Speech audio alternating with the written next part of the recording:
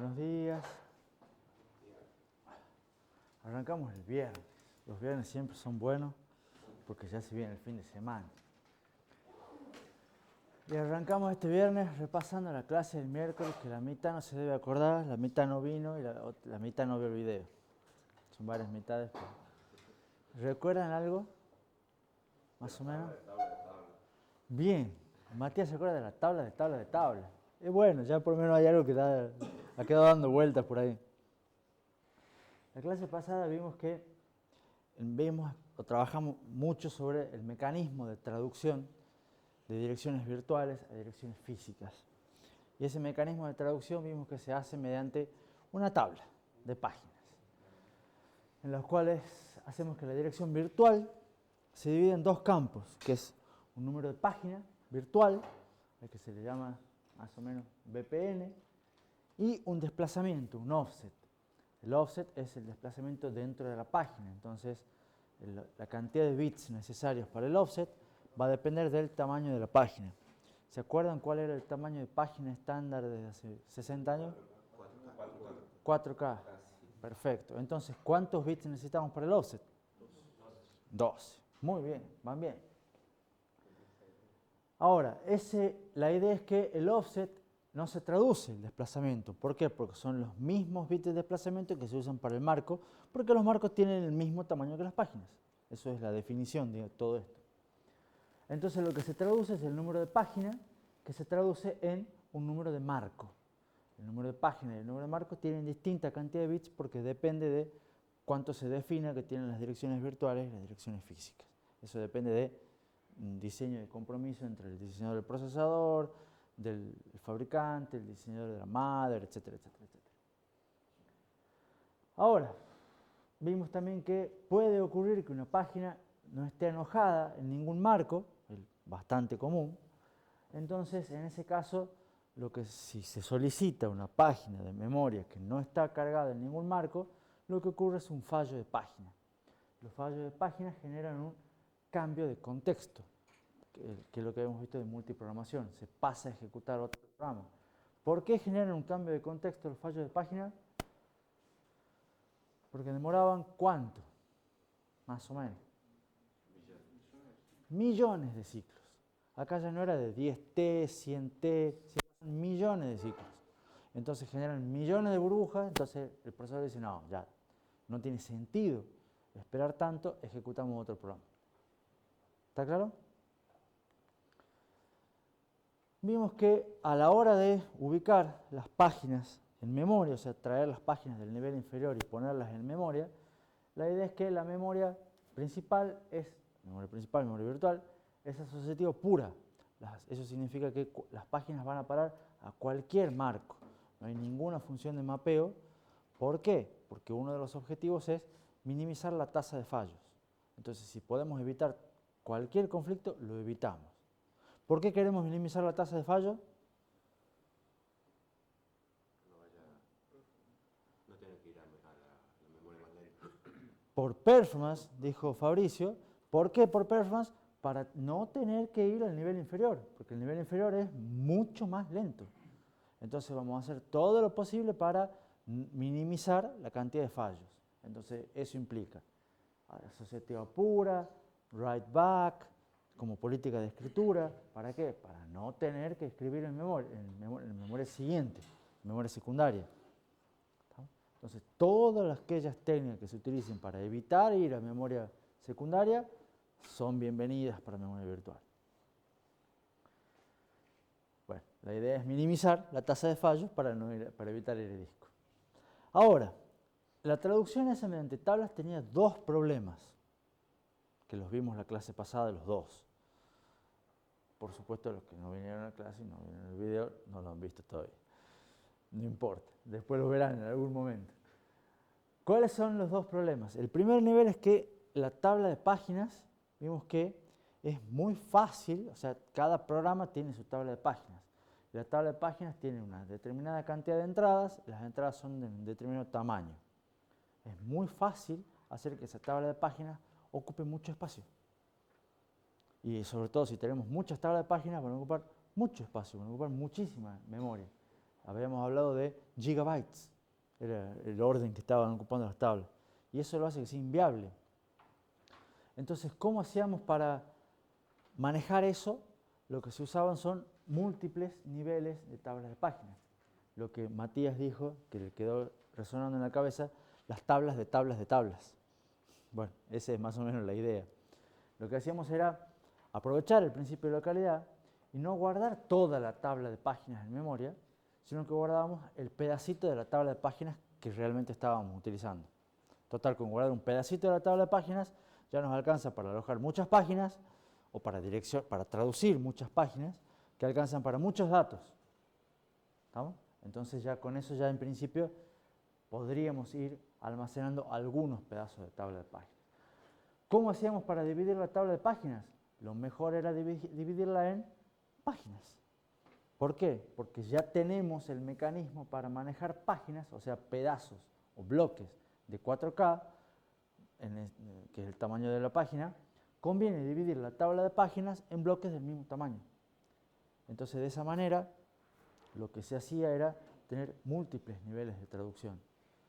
Y de esa manera íbamos armando como un árbol de traducción, pero que se cargaban solamente los pedacitos de tabla de página que se necesitan. De esa manera se ocupa mucho menos espacio. Y la idea es que ahora que el número de página, este de acá, el BPN, se divide en tantos campos como niveles de traducción haya. Entonces la idea es, hemos visto unos ejemplos de RISC-V que tenía 39 bits de dirección virtual, 39 creo que era, ¿sí? Se sacaban 12 de offsets, quedaban 27 para el número de página, y esos 27 se lo dividía en 3 campos de 9 para acceder al primer nivel, al segundo nivel y tercer nivel de tabla de traducción de tabla de página. En ese caso la traducción era mediante 3 niveles de tabla de página. ¿Se acuerdan hasta ahí? Y después habíamos visto el segundo problema. ¿Cuál era el segundo problema? Que la tabla de páginas, yo les había contado que reside en memoria. Entonces, para acceder a una instrucción de memoria, un dato que está en memoria, antes de acceder al dato tengo que hacer la traducción de la dirección. Entonces, tengo que acceder a memoria para poder acceder a memoria. Entonces, eso implicaba que todos los loads requerían más accesos a memoria. Y ni hablar si tengo que acceder a memoria para obtener dónde está la tabla de páginas de primer nivel, para después acceder a memoria para obtener la tabla de páginas de segundo nivel, para después acceder a memoria para obtener la tabla de páginas de tercer nivel, para después acceder a memoria. Son muchos accesos a memoria, muchas traducciones. Estamos solamente para que esto funcione bien. Entonces, ¿qué es lo que se hace? Acá alguno de los chicos había sugerido, no me acuerdo cuál, pero debe haber sido uno de por ahí, y pongamos un caché. Y esa es la idea. O sea, es decir, si las traducciones son casi siempre las mismas, las guardemos. Entonces se usa un caché que, para no confundir con el caché de verdad, se le cambia el nombre y se le llama TLB, que es Translation Look-Aside Buffer. ¿Qué es el TLB? Es un caché que traduce las direcciones virtuales en direcciones físicas. Es un caché muy chiquitito, o suelen ser muy chiquititos, tienen pocas entradas porque le alcanza. Y básicamente también son asociativos puros o eventualmente asociativos por conjunto de muchas vías, porque son chiquitos, no le importa tanto el tiempo de acceso, tiempo de acierto. Y la idea es que son pequeños asociativos, tienen una baja tasa de fallos, tienen un tiempo de acierto similares a L1, pero ¿por qué? Porque son mucho más chicos que L1. Entonces, por eso le permite tener tiempos de acceso similares. Y la idea es que, faltaba una, ¿qué es lo que guarda el TLB? Almacena la dirección, el número de página virtual como etiqueta y el número de marco es el contenido de lo que tiene que hacer. Entonces, si la traducción, ya sea mediante un nivel, 2, 3 o 5 niveles de tabla de páginas, lo que se guarda en el TLB es la traducción final. ¿Estamos? Para directamente ir, ya sabemos cuál es la dirección física a la que se traduce. ¿Preguntas? Habíamos terminado la clase pasada viendo un pequeño esquema de cómo sería el acceso de un TLB con el caché, que primero se accede al TLB para poder acceder a direcciones físicas con el caché, que es la idea, y después hemos visto un diagrama de flujo de cómo sería el algoritmo para el acceso, con los distintos fallos que pueden ocurrir. Y ahí hemos terminado. Lo que me quedó pendiente es este último dibujito, no para cerrar, digamos, pero que tiene que ver con cómo se hace, cómo es el funcionamiento del TLB con el caché. Pero ya estaban saturadísimos el miércoles, entonces lo hemos dejado para hoy. ¿Qué les muestro en este dibujito? Es más o menos un dibujito parecido a los que veníamos viendo antes, de cómo se hace la traducción de direcciones virtuales a direcciones físicas, pero acá está agregado el caché, que es lo que está acá abajo. Entonces, ¿cómo se hace ahora la traducción de direcciones virtuales a direcciones físicas? Partimos de una dirección virtual, que es la que está allá arriba, que la dividimos en dos campos, número de página y offset. Número de página virtual y offset. Con el número de página virtual lo utilizamos como índice, bueno, en este caso no es como índice, pero lo utilizamos como la etiqueta para comparar en un TLB. Esto de acá es el TLB. ¿No?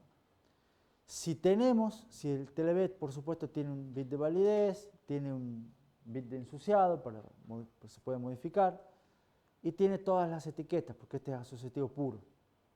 Entonces lo que hacemos es comparar todas las etiquetas para ver si tenemos un acierto en el TLB.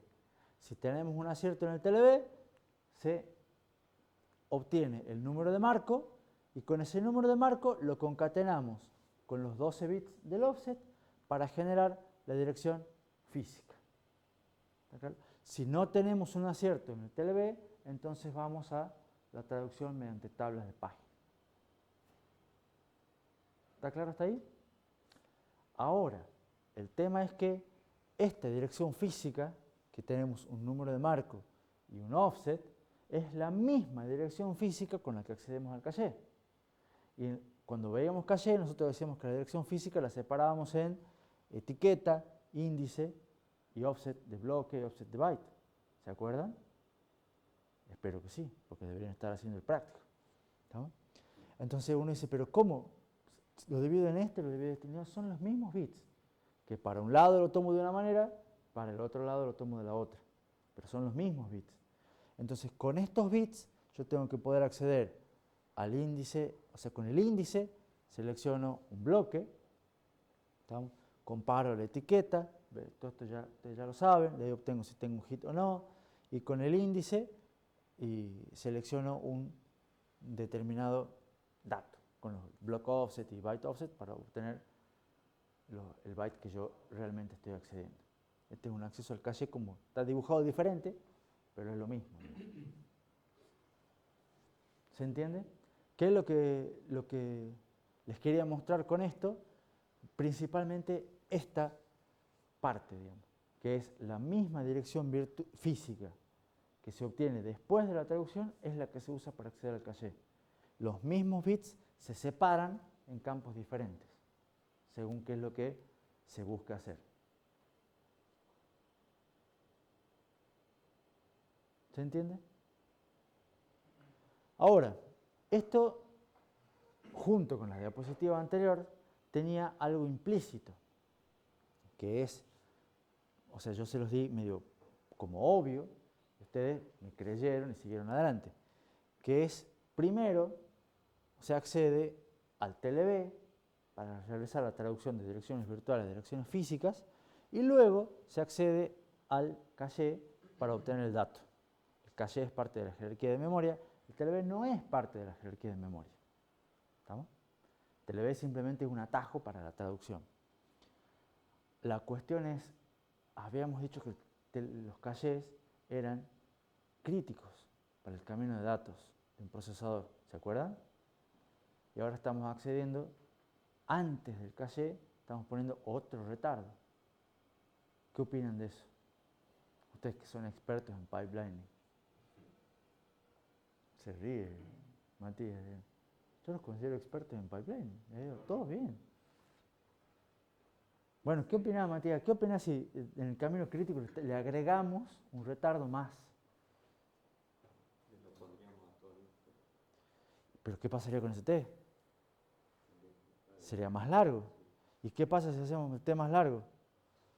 ¿A quién perjudicamos? A la performance. Hacemos que todas las etapas sean más lentas. Entonces estamos poniendo un retardo en una de las etapas más críticas. Y eso en general no es una buena idea. O sea, la idea en general sabemos que es achiquemos el T, porque eso es lo que buscamos. Y acá, por tras de todo el lío este de la memoria virtual, estamos poniendo algo que nos aumente el T. ¿De manera significativa? Y no tanto, porque a la larga hemos dicho que los tiempos de esto eran más o menos los mismos tiempos de acceso del L1. O sea, te lo duplica, básicamente. O casi, poner que sea medio T, pero te aumenta un 50%. Pero comparado con el proceso de traducción... Por supuesto, comparado con el proceso de traducción, pero eso es cuando falla. Entonces, bueno, pero el otro, este te agrega un 50% a todos los ciclos, de todas las etapas. Impacta un montón. Entonces, la pregunta que se han hecho algunos diseñadores hace mucho tiempo es, ¿se puede poner en paralelo estas dos cosas? Y esa es la pregunta que vamos a tratar de resolver ahora, que es el último problema, creo ya, de caché, de TLB y todo este tema. ¿Se podrán poner en paralelo las dos cosas? Vimos que el TLB es previo al acceso al caché para acceder con direcciones físicas. Ahora, en realidad, previo a ver si se pueden poner en paralelo, también se hizo una pregunta. ¿Y por qué no accedemos directamente al caché con direcciones virtuales en vez de direcciones físicas? ¿Se puede acceder al caché con direcciones virtuales? O sea, ¿por qué es necesario hacer la traducción antes de acceder al caché y no accedemos al caché primero y después hacemos la traducción?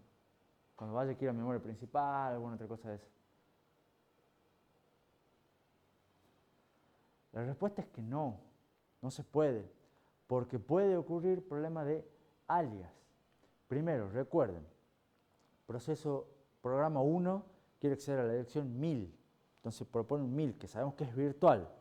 El programa 2 quiere acceder a la dirección 1000, que es su dirección 1000, distinta a la del programa 1. Las dos direcciones virtuales, ¿cómo son? Iguales, porque son 1000, las dos. Ahora, ¿los datos son iguales o no? No. Entonces, si no hacemos nada y uno accede al 1000 y el otro accede al 1000, van a parar al mismo bloque y traer el mismo dato. Y eso es lo que no queremos. Es el primer problema que hemos arrancado el tema y hemos dicho esto no queremos que pase. Entonces hemos hecho todo este lío. Entonces, por eso tiene que ser la traducción. Y además, ¿qué puede pasar? Además de eso, puede pasar que varias direcciones virtuales sí se mapeen a la misma dirección física. ¿Estamos? ¿Por qué? Porque los programas pueden compartir datos. ¿Se acuerdan que les habíamos contado que era posible que dos direcciones virtuales vayan a parar al mismo lugar físico? ¿Y cómo va a pasar eso en el caché?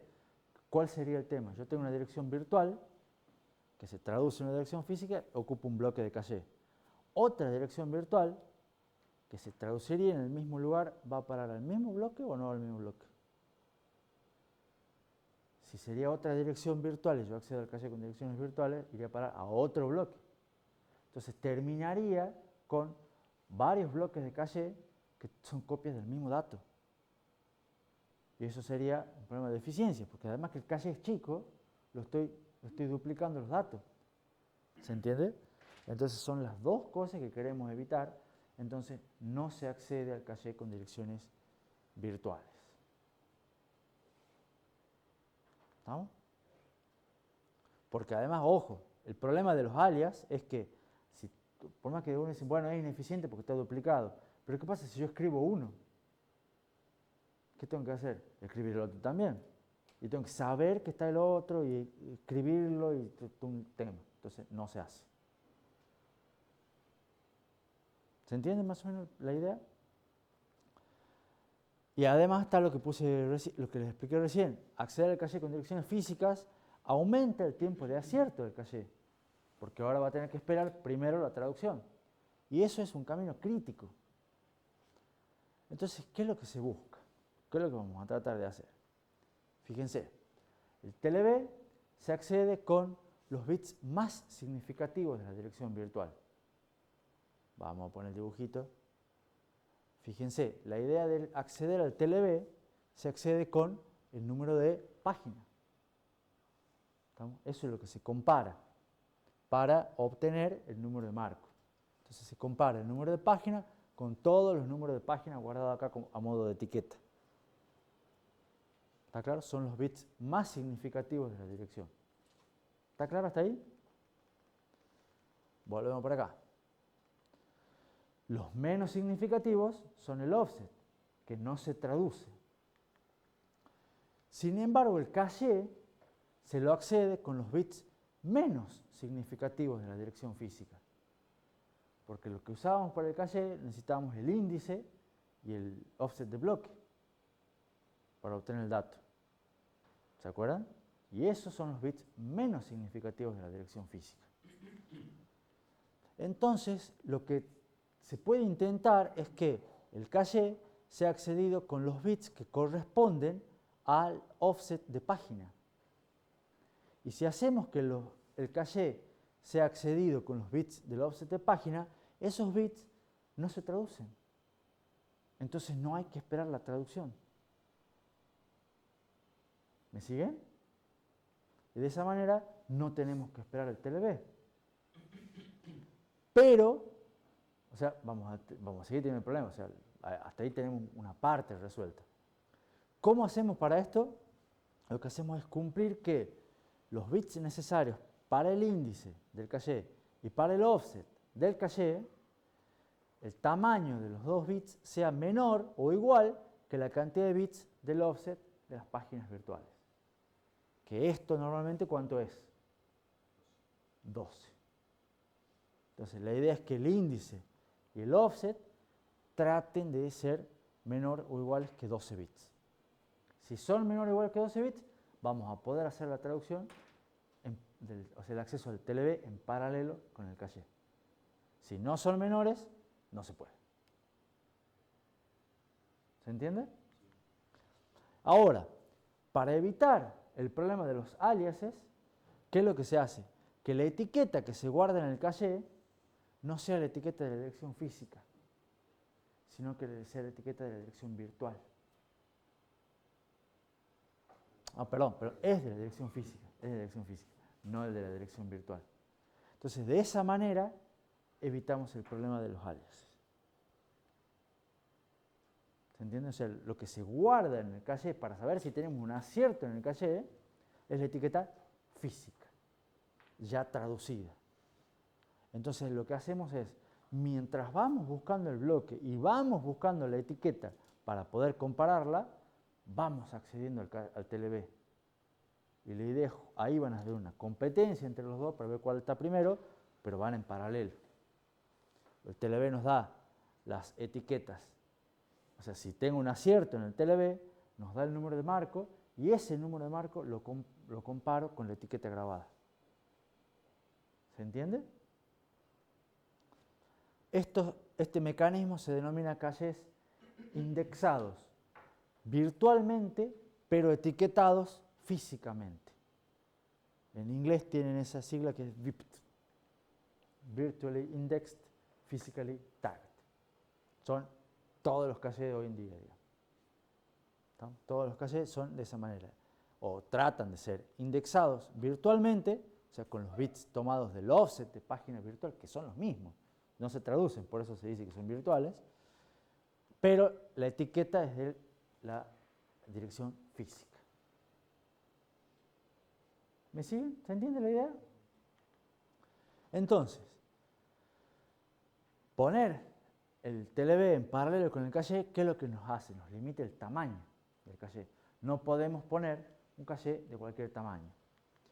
Si las páginas son de 4K, 4 kilobytes, o sea que tenemos 12 bits de offset, solamente podemos poner en paralelo un caché de mapeo directo de 4K.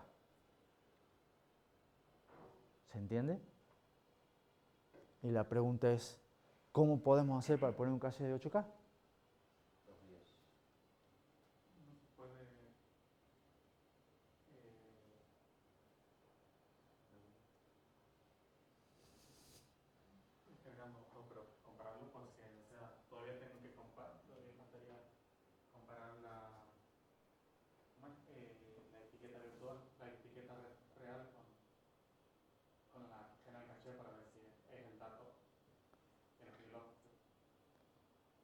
¿Cómo? A ver. O sea, ¿se podría poner un caché de 8 kilobytes? ¿Es la pregunta? ¿Vos crees que sí? ¿Los demás qué opinan? Sí, sí se podría. Y de hecho, fíjense, si se acuerdan, las tablitas que habíamos visto en las fines del tema pasado, todos los caches de nivel 1 eran más de 8K. O sea, que se puede, se puede. Hay que ver cómo han hecho. Entonces, ¿cómo podemos hacer para poner un caché de 8 kilobytes? La clave está en lo que dijo Lucas. Lucas dijo sutilmente 2 vías. ¿Por qué? Porque aumentando la asociatividad, ¿qué es lo que hacíamos referido a esto? Al aumentar la asociatividad, me achica la cantidad de bloques que tendría, me achica el índice. Eventualmente un asociativo puro no tiene índice, ¿se acuerdan? Entonces aumentar la asociatividad achica el índice. Achicar el índice me achica los bits necesarios para índice y offset. Entonces me hace que eventualmente el índice más el offset de bloques del caché entre dentro de 12 bits. Entonces yo podría poner un caché de mapeo directo de 4K o uno de 8K asociativo por conjunto de 2 vías. ¿Se entiende? Y si quiero poner un caché de 16K, 4 vías. Y así sucesivamente. Entonces ahora vayan, tarea para la casa, vayan a la tablita que les mostré antes, vean el tamaño de los cachés, vean la asociatividad y hagan match a ver si coincide con lo que estamos diciendo o no. Y el tamaño del bloque. ¿No? Van a ver que coincide. Otra alternativa también que se puede hacer es no ponerlo en paralelo, sino hacer una etapa. O sea, una etapa de acceso a TLB, una etapa de acceso al caché. Lo hacemos tipo super pipelining. Pero vamos con riesgos. ¿Por qué? Porque ahora esa va a depender de la anterior y va a haber una carrera con las etiquetas y las traducciones. Entonces hay que tener en cuenta que manejamos eso. ¿Se acuerdan cuántos eran los tiempos de acierto de los caché L1 de los procesadores actuales? 3, 4T. O sea que también puede que hagan algún truco, como lo que hacían era poner varias cosas, o sea, dividir el acceso en varios ciclos. Capaz que en uno de esos ciclos sea un TLB. Capaz, no sé. Está todo mezclado en ese truco y van haciendo caché no bloqueante, acceso al TLB, predicción de salto, todas esas cosas se tienen que hacer en esos mismos 4T. ¿Está claro? ¿Preguntas? Bueno, ahora ya entramos en la parte final del tema. Ya no hay ningún otro problema que resolver, sino que la idea es que nos quedan unas cositas más. Una de las que vamos a ver es las protecciones, porque protecciones implicaba que, ¿se acuerdan que la memoria virtual tenía que ser no solamente eficiente, o sea, era un mecanismo para proveer eficiencia en el uso de la memoria, sino también protección, para que un programa no acceda a los datos de otro programa. Y resulta que ese tipo de protección es uno de los motivos principales por el cual se sigue usando memoria virtual hoy en día. Porque la técnica es vieja, empezó en un momento en el cual la memoria principal era escasa. Hoy en día sigue siendo medio escasa, pero no como antes, digamos, las cantidades son mucho más mayores. Entonces se la sigue usando principalmente por una cuestión de las protecciones, los permisos.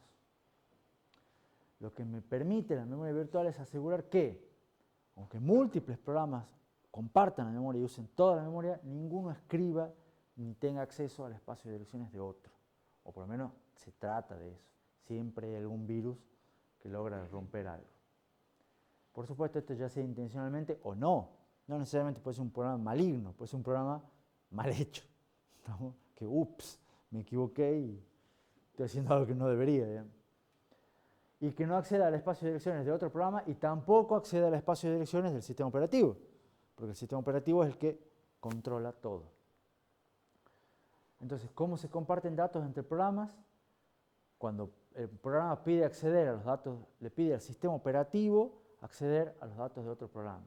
Si el programa 2 lo permite, el sistema operativo copia la entrada de la tabla de páginas del programa 2 a la tabla de páginas del programa 1, incluyendo todos los bits de estado que tienen todos los permisos. Esa es la manera de compartir datos que se hace a través del sistema operativo. Entonces, ¿cómo se implementa las protecciones en un sistema de memoria virtual? El hardware tiene que proveer varios mecanismos que ya los venimos viendo, se los mencioné en las primeras clases y se los mencioné después cuando vimos algo de interrupciones y excepciones, y a la larga manera que son los mismos. ¿Qué es lo que necesitamos? Proveer mínimamente dos modos de ejecución, o sea, un modo usuario y un modo kernel. ¿Para qué? Porque el sistema operativo tiene que estar en un modo protegido. ¿Está claro? Entonces, por lo menos tiene que haber dos modos de ejecución. Tiene que proveer datos de estado del procesador que un proceso puede leer, pero no escribir. Por ejemplo, todos los programas usuarios pueden leer su puntero de la base de la tabla de páginas, pero no pueden acceder y escribir el puntero base de la tabla de páginas. El bit de modo de ejecución, el puntero base, el TLB. ¿Se entiende? Todas esas cosas son parte del estado que se puede leer, pero no lo pueden modificar. El que lo modifica son el sistema operativo, o por lo menos instrucciones privilegiadas. Todas estas cosas, ven, este estado son escritos por el sistema operativo mediante instrucciones que solamente se ejecutan en modo privilegiado. O sea, lo que vimos de Lisa, nosotros la Lisa de usuario. Hay otras instrucciones que son las privilegiadas. Y donde está puesto todas estas cosas, más lo de manejo de excepciones, manejo de interrupciones. ¿Se acuerdan cuando habíamos visto esos temas? Por supuesto, también tiene que proveer mecanismos para pasar de modo usuario a modo supervisor y viceversa, para hacer llamados al sistema operativo. ¿Ustedes han usado o han visto algún llamado al sistema operativo?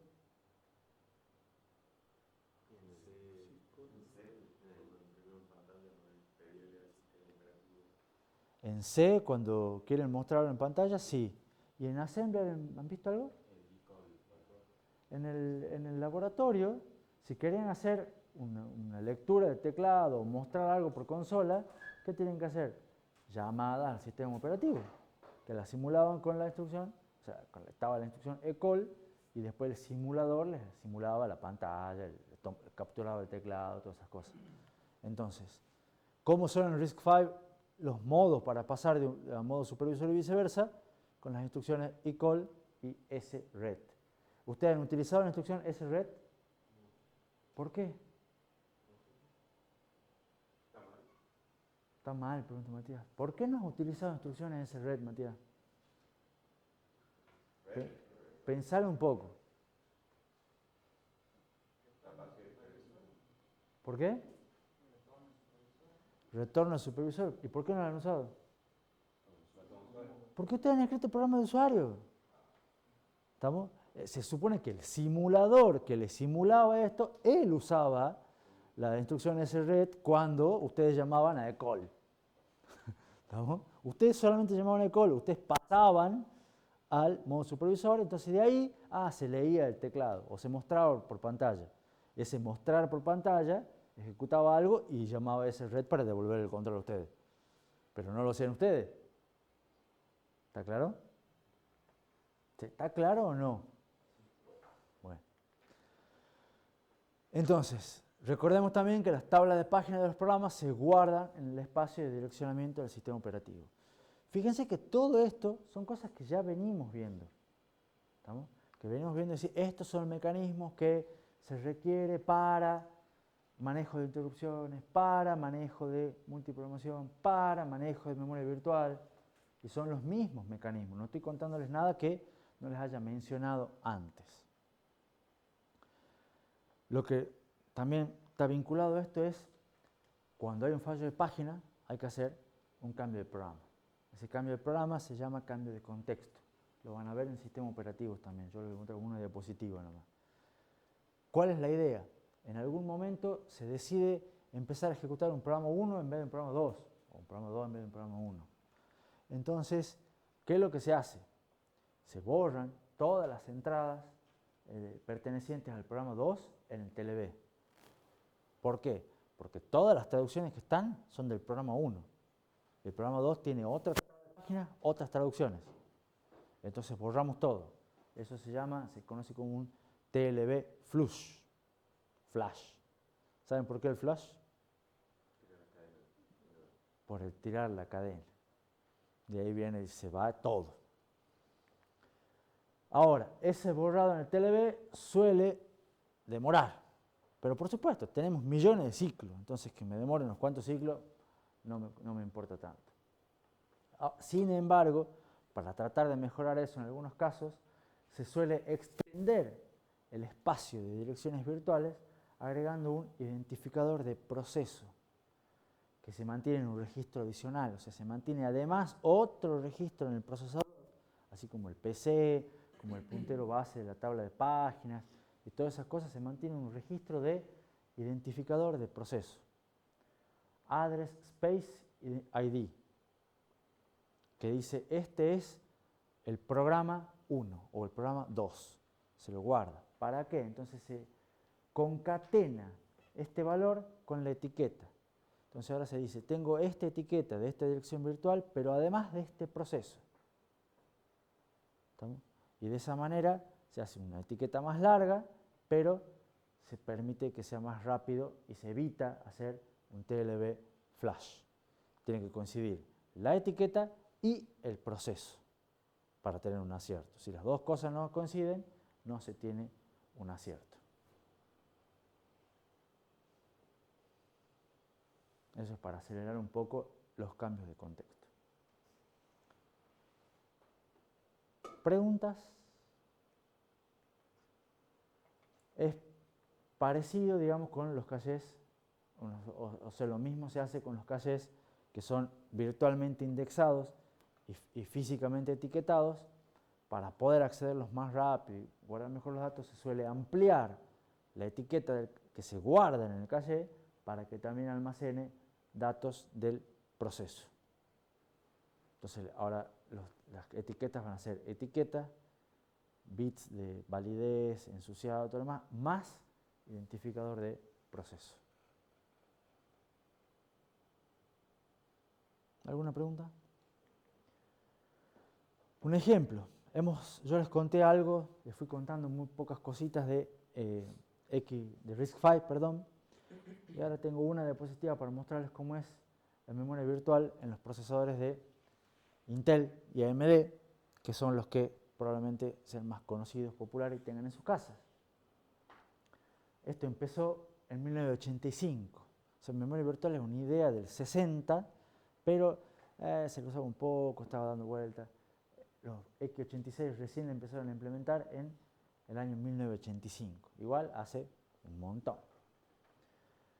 La arquitectura Core, que es la arquitectura que más o menos se viene usando desde el 2005 hasta hoy en día, que ustedes ya más o menos deben conocer, tiene direcciones virtuales de 48 bits y direcciones físicas de hasta 46 bits.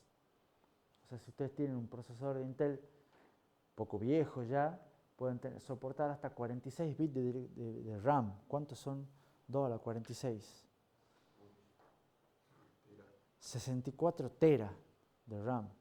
¿Ustedes tienen alguna máquina con 64 tera?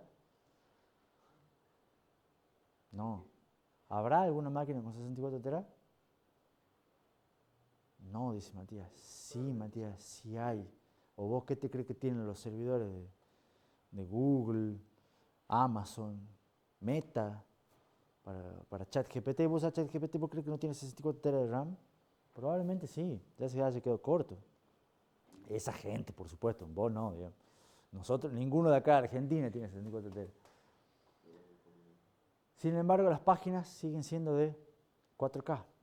Hasta el momento ya les dije que se mantiene. Y en este sentido tienen 4 niveles de traducción de tabla de página, en los cuales tenemos un dibujito con colores, pero es básicamente el mismo dibujito de los niveles. Los 12 bits menos significativos son para acceder a la página. Los, ¿cuántos serán? Bueno, 8, 9 bits siguientes son para acceder al cuarto nivel de traducción de tabla de página. Los 8, 9 bits restantes al siguiente. 8, 9 bits restantes al siguiente. 8, 9 bits restantes al siguiente. Y después hay un montón de bits que no se usan. Sí, hay un montón de bits que no se usan. ¿Estamos? O que eventualmente hay que ver si se los puede usar para algo, pero en principio no se los necesita. Y ustedes dicen, bueno, ¿por qué tenemos muchos bits acá desperdiciados? Por si las dudas. ¿Estamos? Desde el 2017, la arquitectura, que ya es un poco más cerca que el 2005, ya estamos, ustedes ya por lo menos ya hacían algo, eran grandes, acá en 2005 que eran todos niños pequeños. Acá ya por lo menos ya eran niños más grandes. Acá ampliaron las direcciones virtuales a 57 bits y las direcciones físicas a 52 bits. Y agregaron un nivel más de traducción, 5 niveles de traducción de tabla de página. Y esos son los que están, todos los micros, desde el año 2017. Tienen esto. En perspectiva, fíjense que desde que se inventó el sistema virtual hasta hoy en día, la capacidad de la memoria se incrementó 100.000 veces. Un montón. Los sistemas de hoy en día presentan realmente una muy baja tasa de fallos, por suerte. Entonces, ¿por qué se sigue usando memoria virtual? Por seguridad, por las protecciones, por flexibilidad, relocalización, en el sentido de los programas pueden ir a cualquier lugar. O sea, el hecho de poder combinar cualquier programa con cualquier otro y ponerlo en cualquier lugar de la memoria sin que yo tenga que darme cuenta ni enterarme, es una ventaja. Entonces, se lo hacía en su momento porque era una gran ventaja, hoy en día sigue siendo la flexibilidad y la transparencia se sigue valorando. Y por supuesto por una eficiencia. El hecho de traer, a pesar de que tenga 5 niveles de traducción, traer solamente lo que uso sigue siendo más eficiente, porque traigo poquitas páginas. Y está la frase de Gordon Bell, que yo ya se las mencioné. Si ustedes tienen buena memoria, no sé si alguno la tendrá, cuando habíamos visto el diseño de ISA, habíamos visto que había que evaluar también el tamaño de las direcciones de memoria.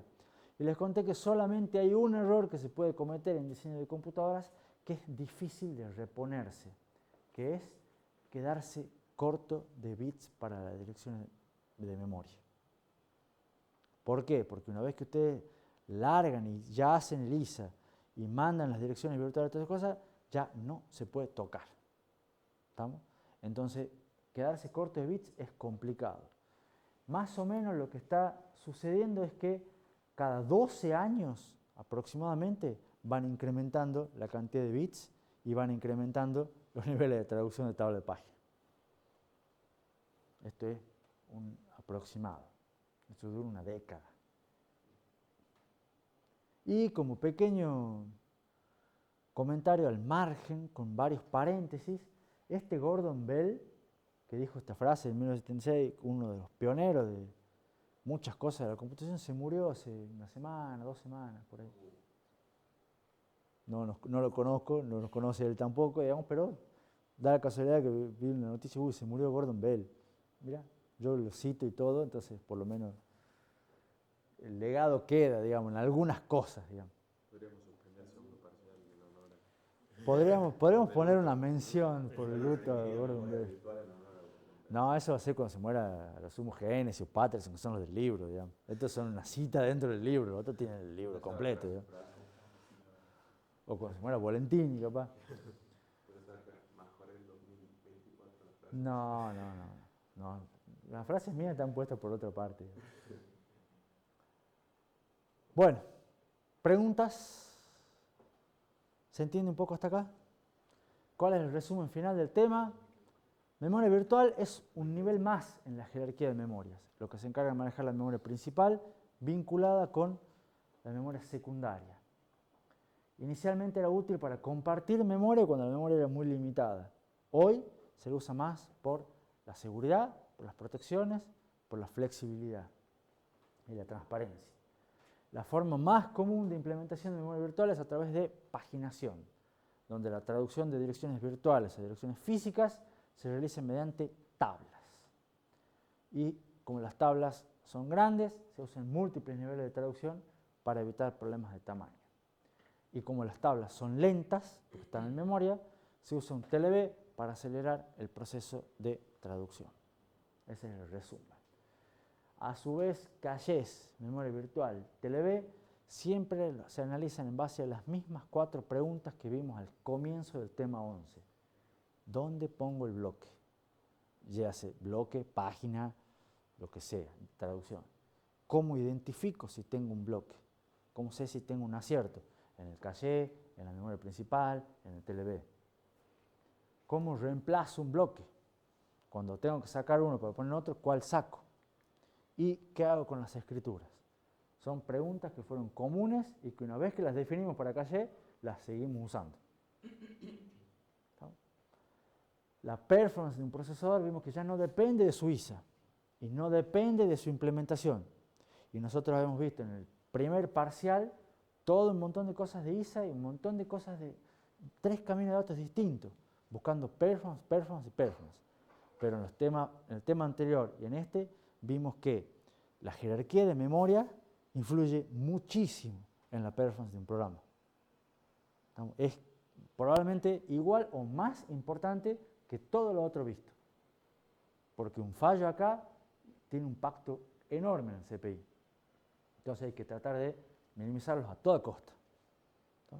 Hemos visto que un procesador moderno pasa la mitad de su tiempo resolviendo fallos de memoria. Lisa y llanamente. La mitad del tiempo está ejecutando cosas con ejecución fuera de orden, especulativa y toda la historia. En las múltiples unidades funcionales, todos los pipelines.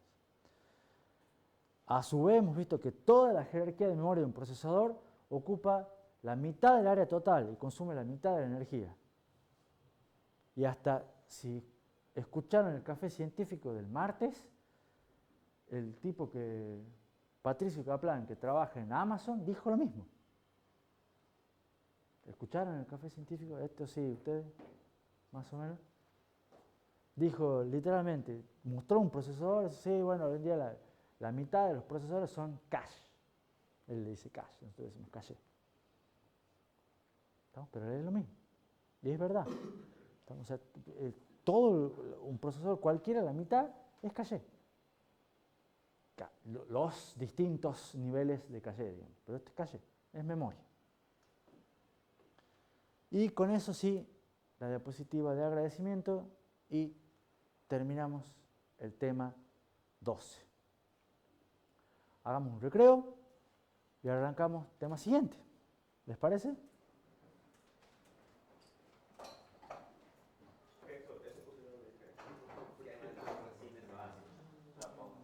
Ya dejen de renegar. Igual ya lo han puesto, ya está, ya dejen de renegar. Bueno, vamos a empezar. Tema nuevo, tema 13, sistema de entrada-salida. Cronograma, venimos, si prestan atención, un poquito levemente adelantados. Un poquito, lo cual es bueno porque también, si prestan atención, acá hay una especie de agujero, ¿no? Porque vienen los 2 fines de semana largos, que no sé si ya saben que vienen en junio, estamos todos apuntando hacia ahí, digamos, pero ahí hay un bache de un montón de tiempo sin clase, digamos. pero vamos bien, vamos bien. O por lo menos vamos bien con la planificación. No sé si ustedes van bien con calle de memoria virtual, pero vamos bien con la planificación. Lo bueno de esto que les voy a contar acá es que ya dejamos de lado la memoria, más o menos. Empezamos a ver estos otros 3 temas que son un poco de enfoque diferente. Y empezamos con este tema porque sí está un poco vinculado a los temas anteriores. ¿Qué es lo que vamos a ver en este tema? ¿Cómo es un esquema básico de un subsistema de entrada-salida? ¿Cuál es el rol del sistema operativo? Y de vuelta el ingeniero Mayor Padilla molestando con el sistema operativo, pero es que están muy vinculados, es inevitable. ¿Cómo se hace la delegación de responsabilidad de entrada-salida del procesador? Métricas de performance en entrada-salida, ejemplos de dispositivos de entrada-salida, vamos a ver discos magnéticos y discos de estado sólido, y como siempre, nuevas tecnologías y tendencias, porque esto la idea es ver cómo se va moviendo en el tiempo. Hay lectura recomendada, no es mucha, no lo leen igual, pero yo lo voy a seguir recomendando. Y fíjense que acá estábamos salteando un poquito sección capítulo 1, capítulo 5 y capítulo 6. Está ya surtidito, digamos. Y esto también, otro ya para los más curiosos, otro del capítulo 5. Repaso, partes de la computadora, 5 partes, procesador que tenía camino de datos y control, ya check. La memoria, check. Y nos falta ver entrada-salida, que es lo que vamos a enfocar a partir de ahora. ¿Cómo es un sistema básico de entrada-salida? Mal que mal está este dibujito. Que esto es mentira. Eso les aclaro de entrada. Esto ya no es así. Esto en una época, hace muchos, muchos años, a long, long time ago, era así. O era más o menos así. Porque tampoco era así, esto es un dibujo igual. Pero esto ya no es tan así. Sin embargo, sirve para tener una idea que me va a mostrar todo lo que, me ayuda a apoyarme en lo que vamos a ver en todo este tema. La idea es que tenemos ahí un procesador, ya lo conocemos. El procesador está conectado con el caché y ese procesador con el caché va a la memoria. Hasta ahí íbamos bien. Sin embargo, ¿qué es lo que pasa ahora? Tenemos un montón de dispositivos, discos, placa de video, placa de red, teclado, mouse, presentador, proyector, pantalla, etcétera, etcétera, etcétera, etcétera. Impresora, y podemos seguir mencionando dispositivos de entrada-salida. A la larga, todos, de algún modo, tienen que llevar sus datos ¿a dónde?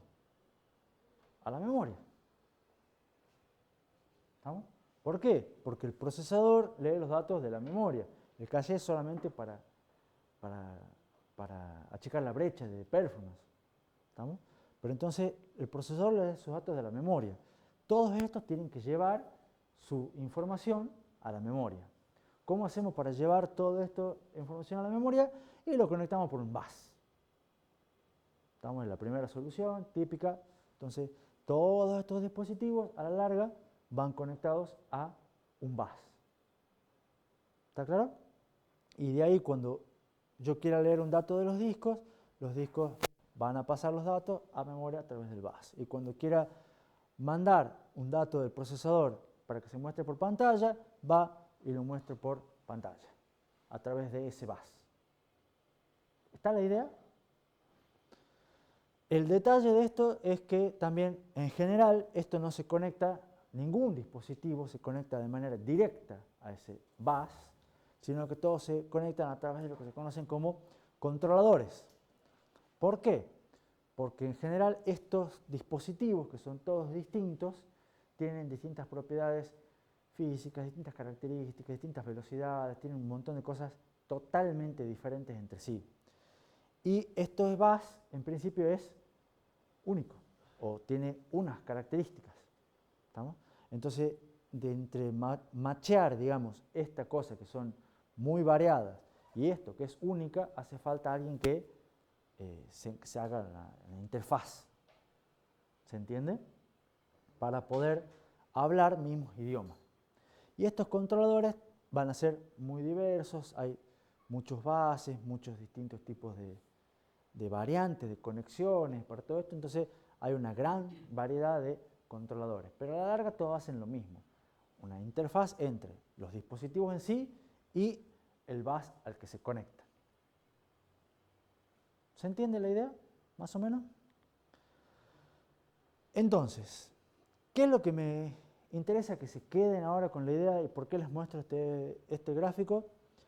Primera idea importante, múltiples dispositivos. Y de vuelta, imagínense un teclado.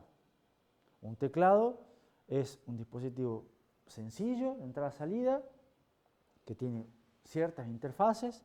¿Cuál es la interfaz más común para un teclado hoy en día? USB. Sin embargo, no es la única, hay otras dispositivos viejas, pero un teclado hoy en día es USB. Entonces, un teclado USB, de alguna manera, tiene que llegar a la RAM. ¿Estamos? Puede haber monitores. ¿Un monitor tiene algo que ver con el teclado? Lo único que tiene que ver con el teclado es que es un dispositivo de entrada-salida. Pero un teclado es un dispositivo de entrada, un monitor es un dispositivo de salida. ¿Cuál es la interfaz más común para un monitor hoy en día? HDMI. ¿Está claro? Entonces, un monitor HDMI se va a conectar de alguna manera y va a pasar los datos, va a tomar los datos desde la RAM. Y así sucesivamente.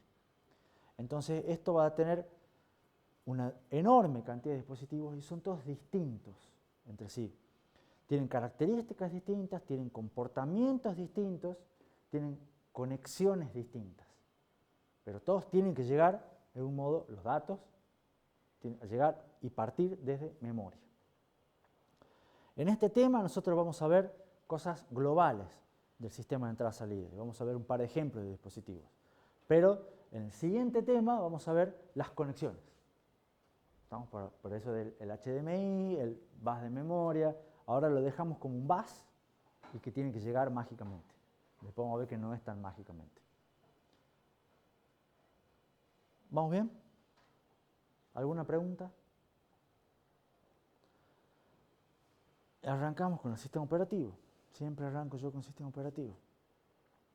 El sistema operativo es la interfaz entre el hardware de entrada-salida y el programa de usuario que quiere usar o requiere datos de ese dispositivo de entrada-salida. Las responsabilidades del sistema operativo surgen de tres características.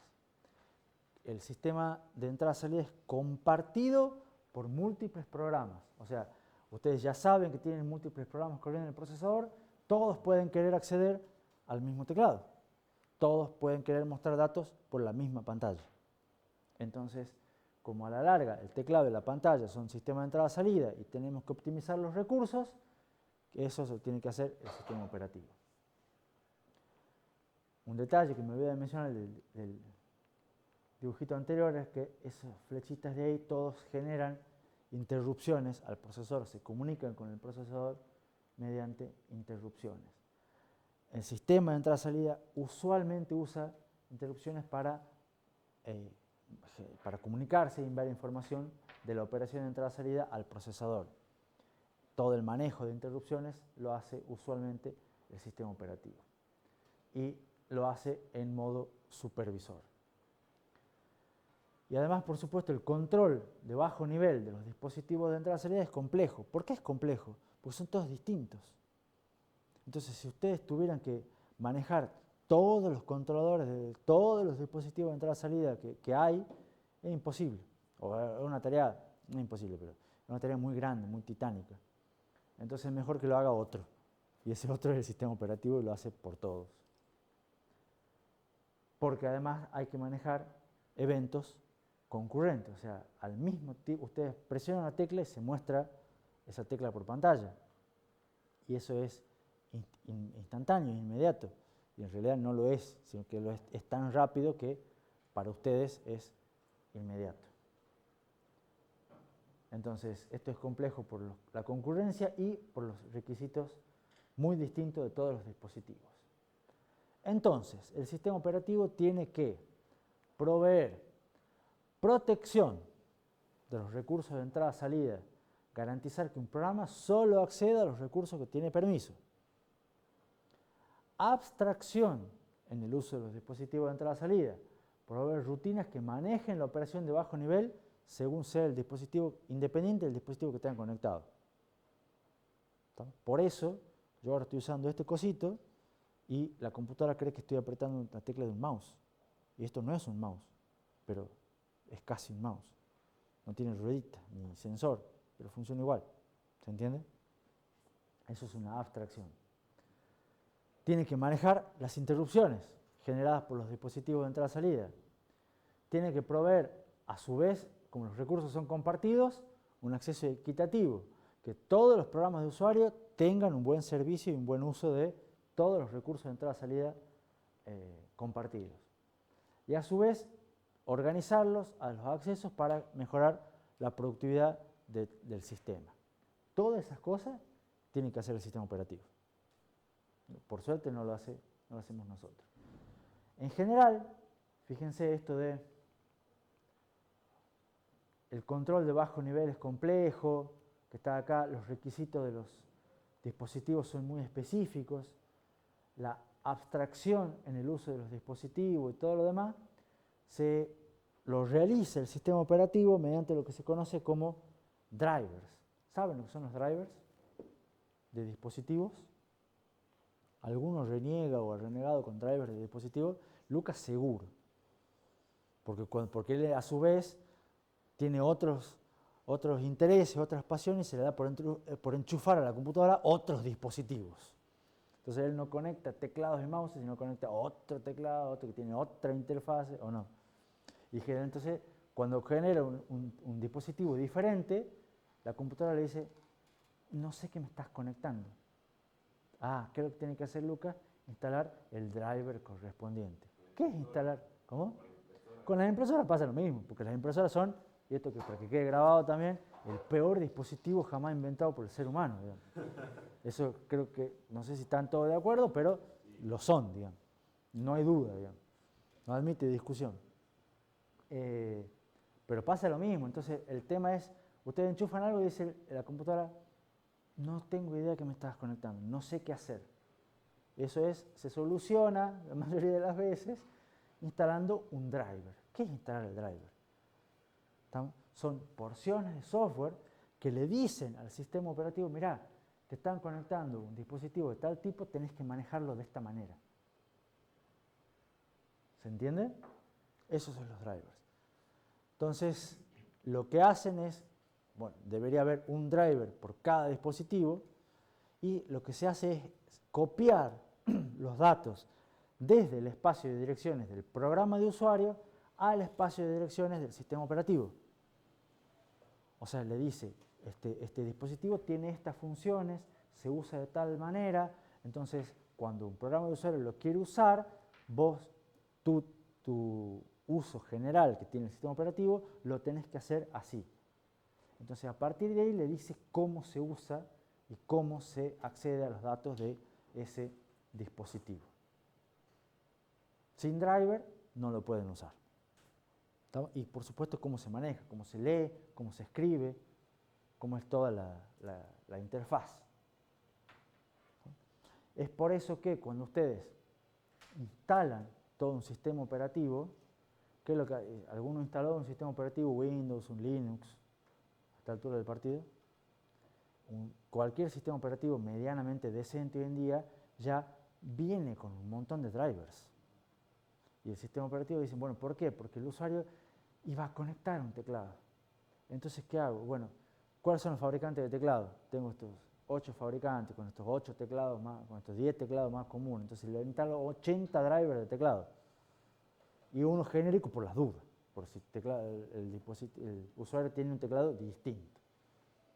¿Se entiende? Entonces ya vienen con drivers para que ustedes simplemente instalen, prendan la computadora, enchufen y la computadora funciona. Pero nunca está que quieran instalar una educía o que quieran enchufar alguna otra cosa rara y necesiten los drivers. ¿Está claro? Ahora, ¿tengo tiempo? Un montón. ¿Cómo se hace esa comunicación entre el dispositivo de entrada-salida y un procesador? La comunicación, el procesador, el sistema operativo, tiene que ser una comunicación. La comunicación es bidireccional. Y por supuesto el sistema operativo tiene que comunicarse y al mismo tiempo evitar que los programas de usuario se comuniquen directamente con el sistema operativo. ¿Por qué? ¿Por qué el sistema operativo tiene que evitar que los programas de usuario se comuniquen con entrada-salida? ¿Mm? Por seguridad, por todo esto que está acá. Por seguridad, por abstracción, por el manejo de interrupciones, por acceso equitativo, por organización. O sea, si el programa de usuario directamente accede al dispositivo de entrada-salida, no podemos garantizar que el acceso sea equitativo, ni que sea eficiente, ni que esté protegido. Entonces, chao, no se puede. Volvamos acá. Y la comunicación entre el sistema operativo y los dispositivos de entrada-salida son de 3 tipos, que sí los vamos a ver en la media hora que queda. Primero, el sistema operativo tiene que ser capaz de enviar comandos al dispositivo de entrada-salida.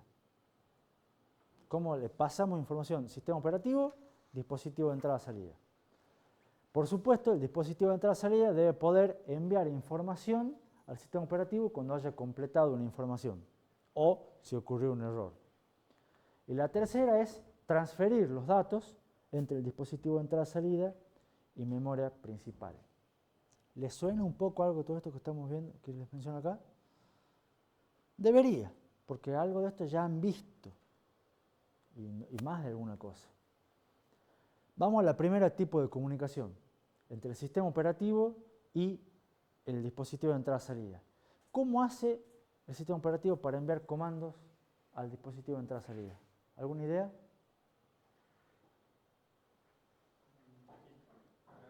¿Cómo? Un registro en alguna dirección de memoria. Interesante concepto de Camilo. ¿Cómo puede hacer? Hay 2 técnicas. La primera de ellas es a través de instrucciones. Entonces, un procesador puede tener ciertas instrucciones definidas en su ISA para manejar dispositivos de entrada-salida. Son instrucciones que se ejecutan en modo privilegiado, ¿estamos? Y que especifican el dispositivo, especifican el comando, por ejemplo, una instrucción send, enviar a tal disco, tal dato. Entonces eso es una escritura. ¿Estamos? Y en general la identificación va por unas líneas de control, de un bus, un comando va por unas líneas de datos. O sea, va a una cosa específica. El otro método, que es más común, es lo que se conoce como entrada-salida mapeada en memoria. ¿Les suena el término? Básicamente lo que dijo Camilo es asignar áreas de memoria, registros, le llamó él, a dispositivos de entrada-salida. Entonces, los accesos a estas direcciones son interpretados como comandos por los dispositivos. Ustedes hacen un store en este registro de este valor, o sea, guardan este valor, digamos, en esta dirección, y esta dirección en realidad no es un lugar de memoria, sino que se corresponde con un dispositivo. Entonces, cuando ustedes manden el contenido de este registro, el dispositivo va a saber qué es lo que tiene que hacer.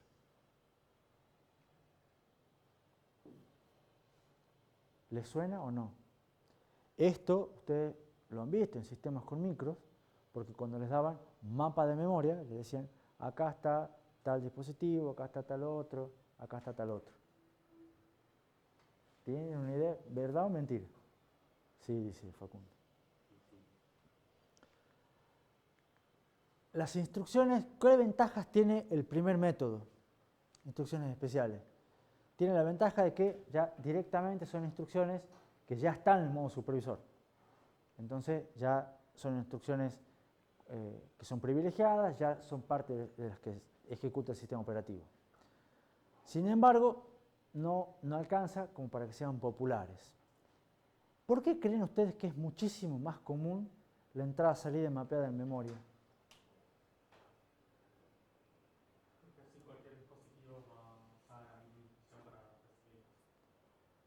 Porque cualquier programa puede utilizar la misma instrucción para acceder a los dispositivos. ¿Eso es lo que quiero decir o no? ¿Y qué tiene eso de bueno?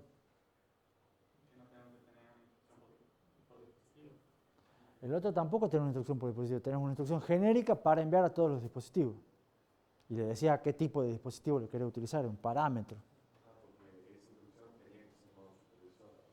Esa instrucción tenía acá, lo hacemos con un load y store común y corriente. Y eso es una gran ventaja.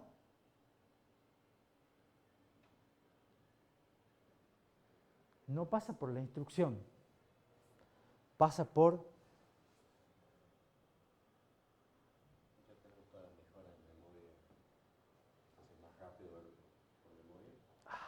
No.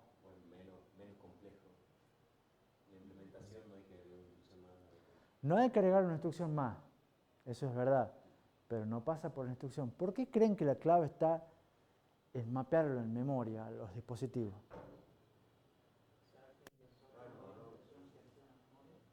A ver, más fuerte, Miguel.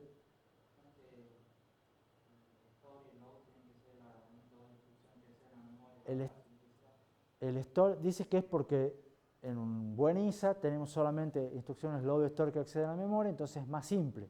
No, no va por ahí. ¿Nos hablamos qué? Y si vos tenés un load y store como acá, ¿esta dirección qué es? ¿Virtual o real? Virtual. La tenés que hacer a la traducción.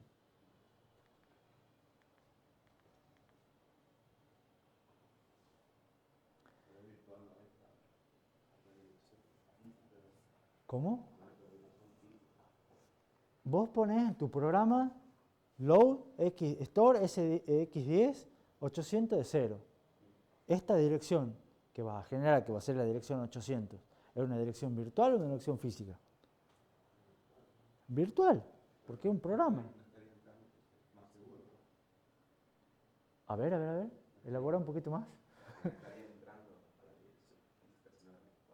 Vos vas a poner la dirección virtual y lo tenés que traducir a la dirección física a través del mecanismo de memoria virtual que hemos visto. ¿Y eso qué ventaja te da? ¿O qué tiene, digamos? Claro, si vos no tenés permiso, no podés acceder, que es lo que queremos que suceda. Entonces, Matías, no sé si se está dando cuenta, pero está dando la respuesta correcta. Capaz que sin querer o capaz que a propósito. Bien, Matías. La ventaja de tener entrada-salida mapeada en memoria es que antes de esto se implementó un mecanismo para manejar en memoria protecciones y seguridad, que era una de las cosas que queremos hacer. ¿Cuál es el mecanismo para manejar protecciones en memoria? El mecanismo de memoria virtual. Con todas las traducciones, con todas las tablas de páginas, ¿qué es lo que nos evitan? Que un programa acceda a los datos de otro programa, que un programa no pueda modificar datos de otro programa. ¿Se acuerdan? Y eso es lo mismo que queremos ahora. ¿No? Entonces, la popularidad de la entrada-salida mapeada en memoria se debe en parte a que el mecanismo para generar protecciones y seguridad y una eficiencia en el uso de los recursos es el mecanismo de memoria virtual. Entonces, ¿qué es lo que hacen con los dispositivos? Dicen, chao, lo mapeo en memoria y lo manejo con el mismo mecanismo de memoria virtual. Y ya está, solucionado. ¿Se entiende? ¿Se entiende la idea? Digo que el dispositivo teclado va a corresponder con la memoria 800. Entonces, en la memoria 800 en realidad no está el conectado del teclado, va a estar en algún lado, no sé en dónde, pero todos los dispositivos lo van a acceder. Cuando acceden a la memoria 800, va a ir y se va a leer un dato del teclado. ¿Se entiende? Entonces es mucho más simple manejarlo con las protecciones y las eficiencias del mecanismo de memoria virtual. Por eso es que es mucho más común hoy en día la entrada-salida mapeada en memoria. Los programas de usuario simplemente no tienen acceso. Entonces, cuando vimos el ISA de RISC-V, hubo toda una parte del mapeo de memoria, yo les conté, esta parte de arriba, las direcciones más bajas, están reservadas para el sistema operativo. ¿Se acuerdan? Había un dibujito. ¿Les suena o no les suena? Bueno, ahí va haciendo todas estas cosas el sistema operativo. ¿Estamos? Y carga los drivers y maneja las interfaces que él necesita. Todos los dispositivos de entrada-salida. ¿Se entendió? ¿No se entendió? Bien, Matías. Punto para Matías. Segundo tipo de comunicación. ¿Cómo hacen los dispositivos para avisarle algo al sistema operativo? ¿Se le ocurre alguna idea?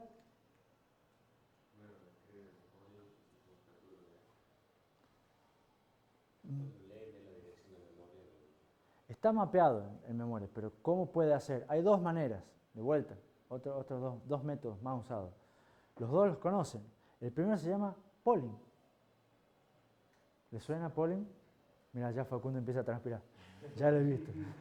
Porque además ya le debe sonar cuál es el segundo método. Polling, ¿qué significa? Cada dispositivo de entrada-salida está asociado a un registro, ya sea mapeado en memoria o no. Lo más común es que esté mapeado en memoria. ¿Estamos? El dispositivo pone información en ese registro.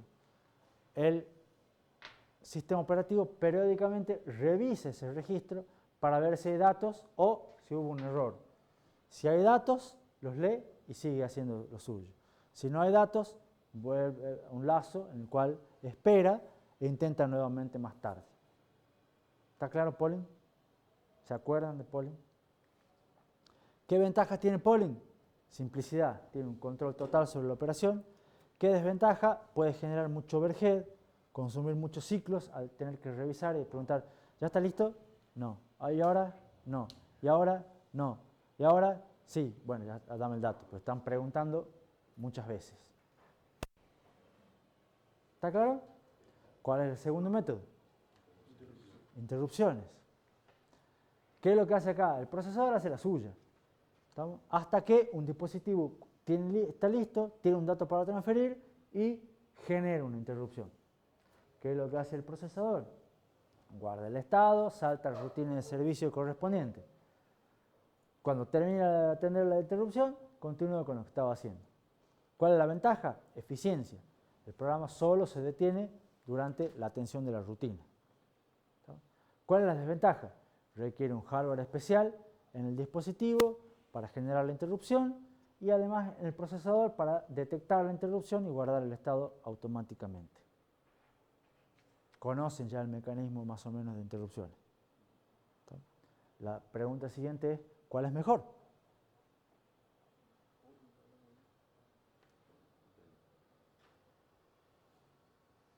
Fuerte, Lucas. Depende. Los dos tienen sus ventajas y los dos tienen sus desventajas. Entonces, polling en general es mejor y es más rápido cuando el compilador sabe qué registros se usan en la encuesta, no hace falta guardar el estado, cuando podemos evitar ciertos overheads, vaciado del pipeline, manejo de prioridades, etc. En polling nosotros tenemos el control total. Tener el control nos puede dar cierta ventaja. ¿Cuándo son mejores las interrupciones? Polling es más lento si genero mucho overhead encuestando. Si estoy permanentemente preguntando, pierdo tiempo preguntando al vicio. ¿Estamos? Entonces no tiene sentido, digamos.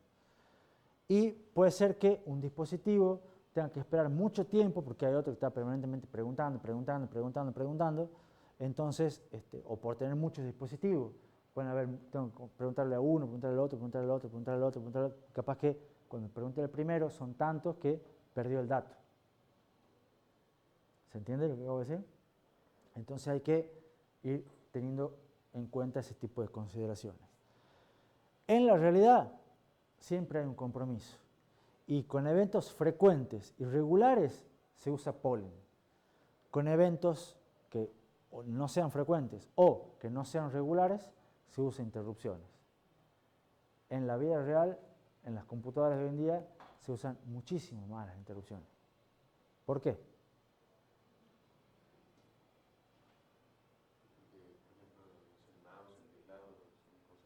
Porque la computadora no tiene manera de saber cuándo voy a apretar yo el botoncito este.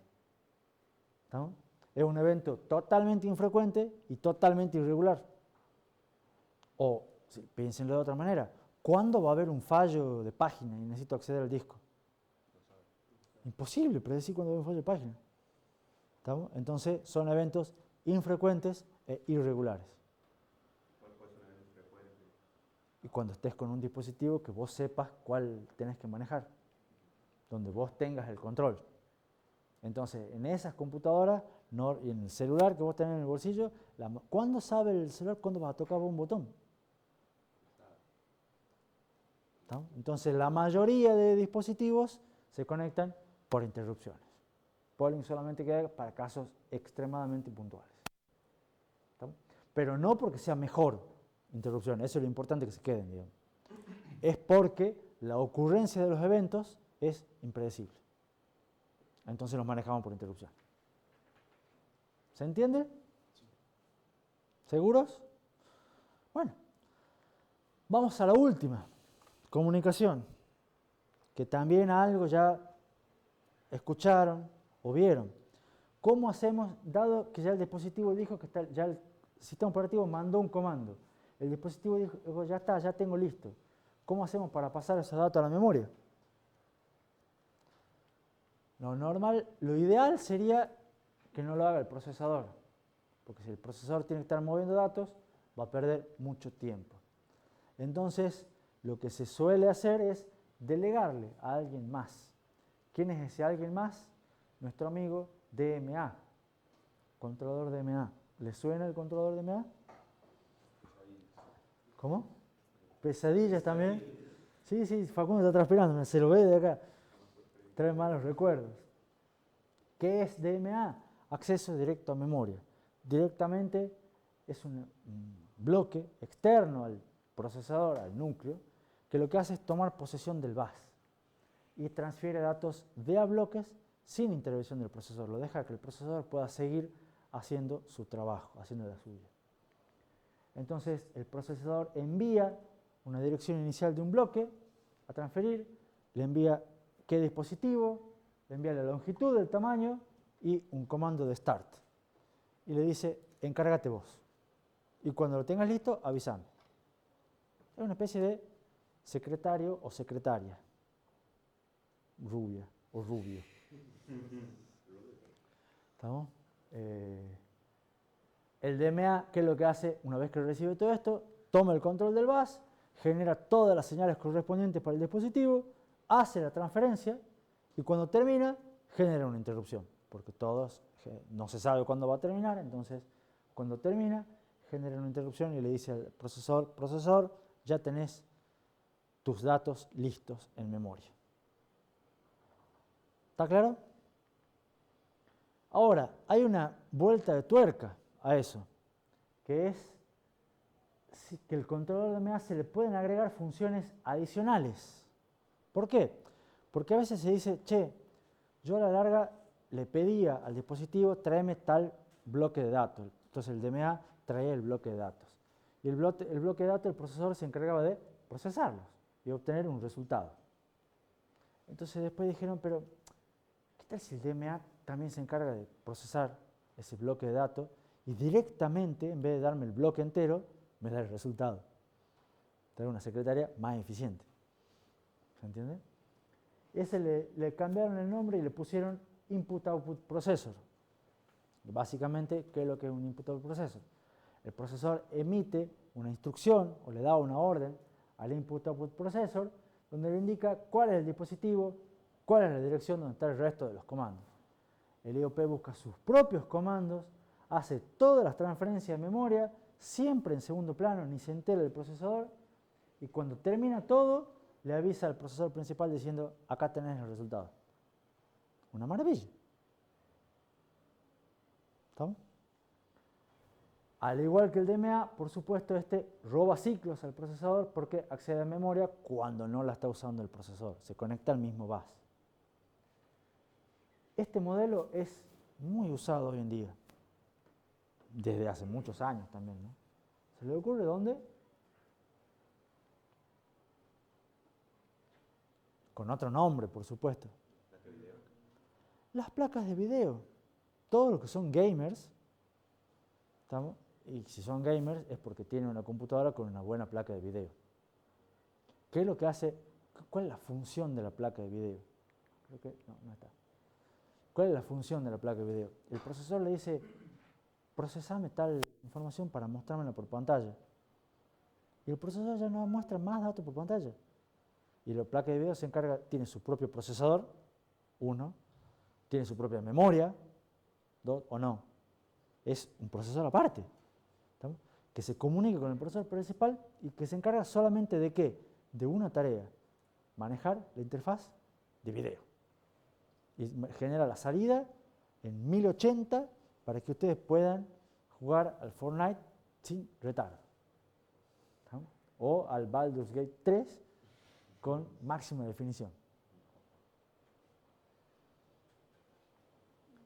Y eso es, ¿qué es lo que hace el procesador? Simplemente le da la orden y le dice, che, yo te voy a empezar a mandar datos, procesarlos vos. Y le dice una cosa y todo el cálculo de los polígonos, todas para ver películas también, para hacer todas las cosas que ustedes quieran hacer, lo hace toda la placa de video. Entonces el procesador no hace nada de eso. Entonces ese es técnicamente un input-output processor, porque ya es un procesador completo, una placa de video. ¿Está clara la idea? ¿Está claro los tres métodos de comunicación en la responsabilidad del sistema operativo? Bueno, ahora sí, lo próximo que vamos a ver son consideraciones de diseño, pero las vamos a ver en la clase del lunes. Ya llegamos hasta acá, ya un montón igual como historia. Está ideal por un quiz el lunes. ¿Tienen algo que hacer la semana que viene? ¿Cuándo? ¿El lunes? Bueno, no la voy a tomar quiz entonces. Arquitectura siempre, el práctico el miércoles. Bueno. Pero no debe ser tan duro, es que callé. Como sea, que tengan un buen fin de semana. Dice que va a estar lindo para salir a tomar mate en las plazas. ¿Dónde está? Juan Cruz, el que toma. Saludos para Juan Cruz.